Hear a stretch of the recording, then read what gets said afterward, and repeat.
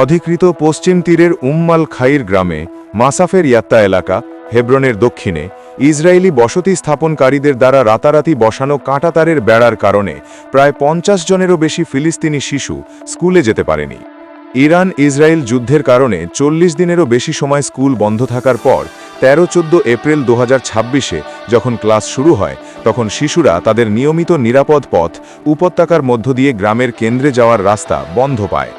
স্থানীয়দের অভিযোগ, পাশের কারমেল ইসরায়েলি বসতি থেকে আসা সেটলাররা রাতের বেলায় এই বেড়া বসিয়েছে। গ্রাম পরিষদের প্রধান খালিল হাতালিন বলেন, এই পথটি শিশুদের জন্য সবচেয়ে নিরাপদ ছিল। বেড়ার কারণে বাইরের এলাকার শিশুরা স্কুলে যেতে পারছে না।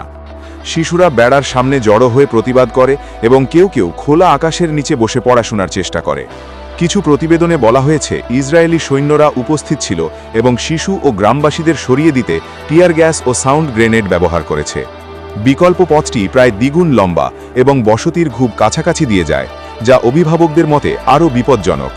কয়েকদিন পর কিছু শিশু বাসে করে বিকল্প পথে স্কুলে পৌঁছলেও অনেক ক্লাসরুম অর্ধেক ফাঁকা থেকে যায়।